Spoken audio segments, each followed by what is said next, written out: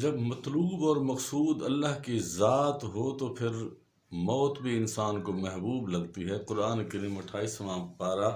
سورہ تحریم آخری رکوع میں اللہ تبارک و تعالی نے اپنی پیاری بندی آسیہ بنت مزاحم جو کہ فرعون کی گھر والی تھی، اس بی بی کی خاصیت یہ تھی کہ تھی تو وہ فرعون کی گھر والی تھی، تو وہ ایک خدائی کا دعویٰ کرنے والے کی گھر والی جو اپنے آپ کو وانا ربکم الاعلیٰ، روئے زمین پر وہ پہلا شخص تھا جس نے اپنے آپ کو وانا ربکم الاعلیٰ کہلوایا تھا کہ میں ہی عظیم رب ہوں، نعوذ باللہ من ذالک کفر نباشد کفر۔ اور اسی کے ہی گھر میں رب کعبہ نے آسیہ بنت مزاحم کو دولت ایمان سے مشرف فرمایا، اور بی بی پاک کو جو شرف حاصل تھا وہ یہ تھا کہ اللہ کے نبی حضرت موسیٰ کلیم اللہ علیہ الصلاۃ والسلام کی جو پرورش کی تھی، جو پرورش ہوئی تھی، وہ آسیہ بنت مزاحم کی گود میں ہوئی تھی۔ وقت گزرتا گیا، موسیٰ کلیم اللہ علیہ الصلاۃ والسلام کو جب تاج نبوت مل گیا، ان کی رسالت ظاہر ہو گئی، اور بی بی پاک کا ایمان بھی فرعون کے اوپر ظاہر ہو گیا۔ فرعون بڑا حیران ہوا کہ میں تو لوگوں کا خدا بن کے بیٹھا ہوں، میرے گھر والے مجھے خدا نہیں مانتے، میں لوگوں کے لیے چودھری بنا ہوا ہوں، میرے گھر والے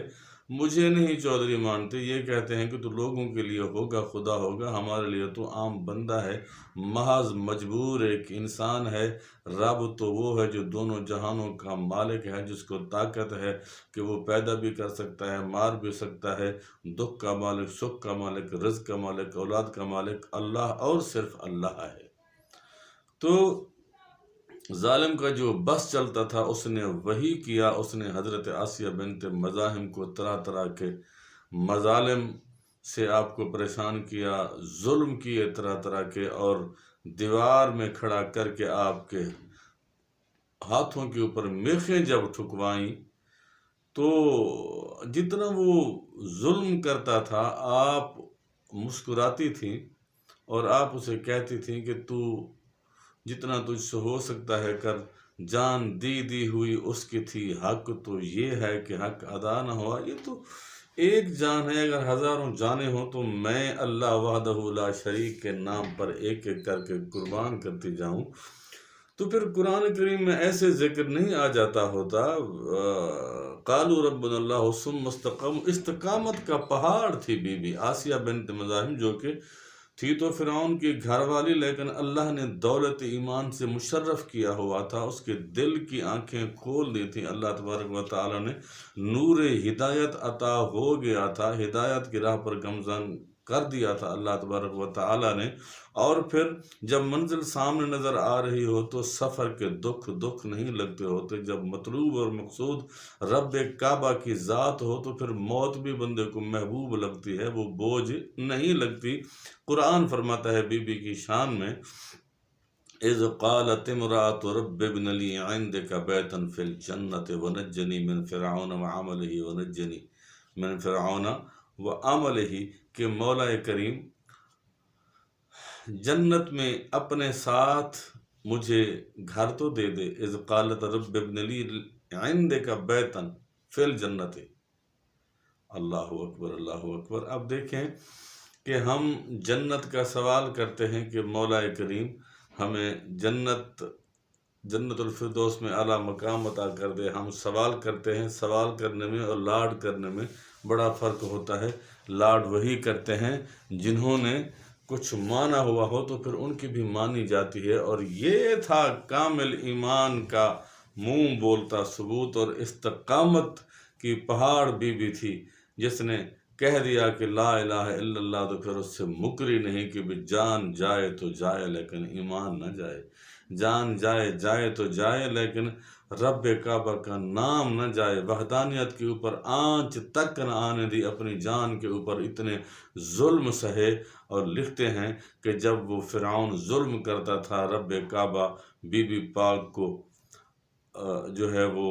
ڈھارس بندھاتا تھا اور جنت اس کے سامنے کر دی جاتی تھی اور غیب کے پردے اٹھا دیے جاتے تھے۔ رب کعبہ کا وعدہ ہے کہ وَلَكُمْ فِيهَا مَا تَشْتَهِي أَنفُسُكُمْ وَلَكُمْ فِيهَا مَا تَدَّعُونَ، تمہارے لیے ہی ہے جو خواہش کرو گے تمہیں ملے گا، اور جو تم دعا مانگو گے وہ قبول ہوگی۔ نزلا من غفور الرحیم، یہ اللہ کی رحمت ہے کہ اس نے تمہاری استقامت کے بدلے میں اتنا مقام عطا فرمایا ہے۔ تو قرآن کہتا ہے کہ وہ وقت یاد کرو جب اللہ کی بندی کہہ رہی تھی اللہ سے کہ مولا اپنے پڑوس میں،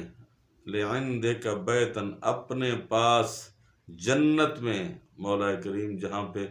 تیری بادشاہت تو سارے کائنات میں ہے، لیکن جنت تیرے مہمانوں کی خاص جگہ ہے، اپنے مہمانوں کی خاص جگہ میں میرے لیے ایک گھر تو بنا دے۔ پھر رب کعبہ کو یہ ادا، یہ دعا، یہ وفا پسند آئی۔ اللہ تبارک و تعالیٰ نے آقا کریم علیہ السلام کے صدقے ہم تک یہ قصہ، یہ کہانی پہنچائی کہ استقامت کے پہاڑ بنو گے تو مقام بھی یہی ہوگا کہ تمہاری اخلاق و عادات جو ہیں وہ قرآن کریم میں بیان کر دی جائیں گی۔ پھر وہ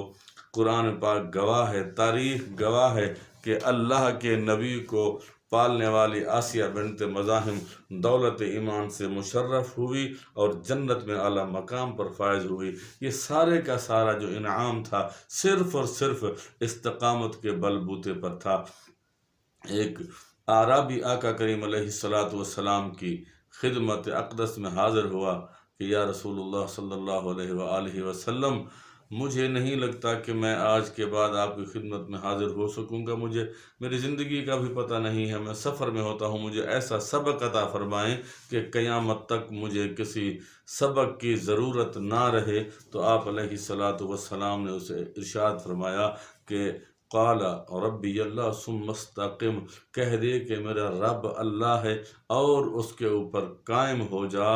تو پھر دیکھ رب کعبہ کی قدرت کے کرشمے کہ استقامت کا سبق دیا کہ صرف اقرار باللسان نہیں کرنا، تصدیق بالقلب کرنا ہے۔ ایمان دو طرح کا ہوتا ہے، اس پہ بعد میں کبھی گفتگو کریں گے۔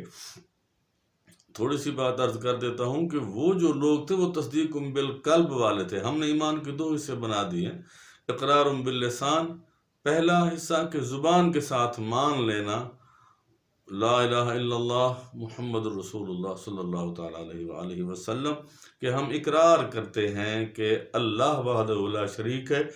اور محمد صلی اللہ تعالیٰ علیہ وآلہ وسلم اللہ کے رسول ہیں۔ تو آگے جو منزل آنے والی تھی وہ عمل والی منزل تھی، بڑی مشکل منزل تھی۔ اس میں ثابت کرنا تھا کہ آپ کتنے کے سچے ہیں لا الہ الا اللہ میں، آپ کتنے کے سچے ہیں کہ لا الہ الا اللہ ہے اور محمد الرسول اللہ ہے۔ مطلب کہ اللہ اور اللہ کے رسول کے فرمان کو سچ کر کے دکھانے کی جو منزل ہے وہ تصدیق بالقلب ہے کہ دل نے تصدیق کیا، ایمان کامل ثابت ہوا، اور پھر جسم کے ہر عضو سے یہ ظاہر ہوا کہ لا الہ الا اللہ، جب تک اللہ نہیں چاہے گا یہ ہاتھ ہلیں گے نہیں، جہاں وہ چاہے گا وہاں آنکھیں دیکھیں گی، جہاں نہیں چاہے گا وہاں نہیں دیکھیں گی۔ تو یہ تھی استقامت کے پہاڑ، وہ لوگ جن کی پھر قصے اور کہانیاں اللہ تبارک و تعالیٰ نے قرآن مجید میں ہمارے لیے مشعل راہ بنا کر سنا دیے کہ اگر چاہتے ہو کہ تمہارے بھی لاڈ ایسے مانے جائیں جس طرح آسیہ بنت مزاحم کا لاڈ مانا گیا اور ادا اتنی پسند آئی کہ رب کعبہ نے بی بی کی دعا کو بھی قرآن کریم میں جو ہے وہ تحریر کروا دیا، نبی کریم صلی اللہ تعالیٰ علیہ وآلہ وسلم کو سنا دیا کہ میری جو بندی تھی میرے اوپر یقین کامل رکھتی تھی، تصدیق بالقلب والا ایمان رکھتی تھی، تو اس کو مقام یہ حاصل ہوا تھا۔ اللہ تعالیٰ ہمیں بھی وہی ایمان کی حلاوت نصیب فرمائے، آمین ثم آمین۔